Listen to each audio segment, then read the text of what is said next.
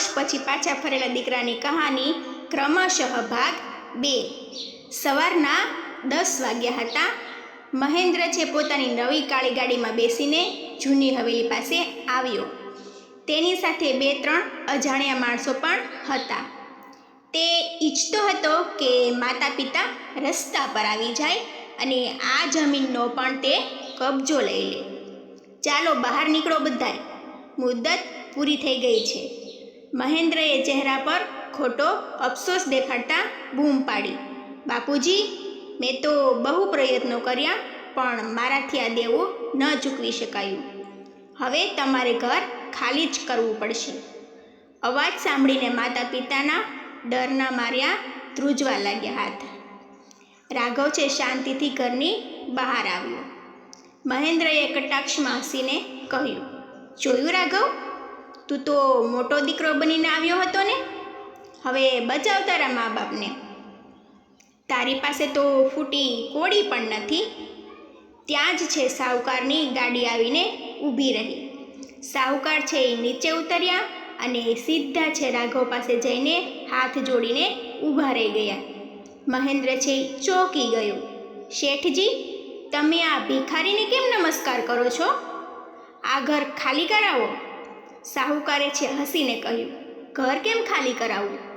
રાઘવભાઈએ છે પાયે પાય ચૂકવી દીધી છે।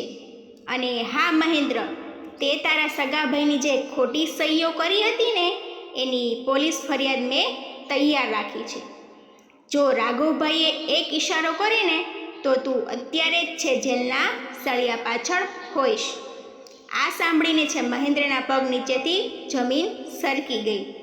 તેનો બધો જ ગર્વ અને અભિમાન એક જ પળમાં ચકનાચૂર થઈ ગયા।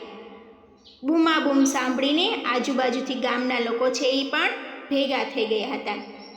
એ જ વખતે એ ભીડમાંથી કવિતા એટલે કે મહેન્દ્રની પત્ની આગળ આવી। હવે તેનાથી આ પાપનો ભાર સહન નહોતો થતો। તેણે રડતા રડતા બધાની સામે સાચું કહી દીધું, મને માફ કરી દો મા બાપુજી, આ માણસે મને ડરાવીને રાખી હતી।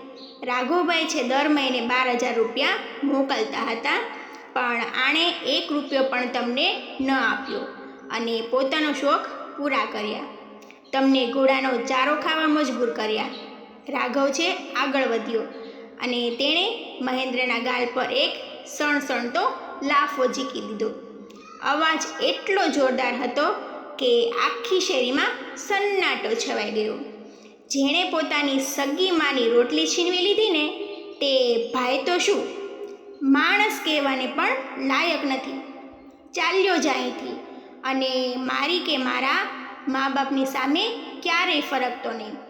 રાઘવે ગર્જના કરી। ગામ લોકોનો ફિટકાર અને પોલીસના ડરથી મહેન્દ્ર છે પોતાનું મોં છુપાવીને ત્યાંથી ભાગી ગયો। રાઘવ છે અંદર ગયો અને તેણે પિતાના ચરણ સ્પર્શ કર્યા।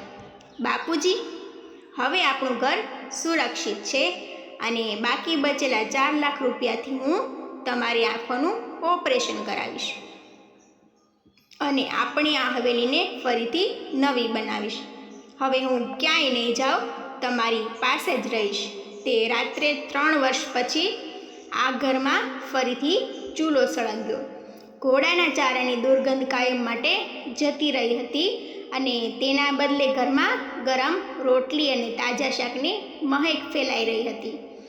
રામનારાયણ અને સરોજદેવીના ચહેરા પર આજે અપાર શાંતિ હતી અને તેમની ભીની આંખોમાં પોતાના સાચા દીકરા માટે ગર્વ હતો।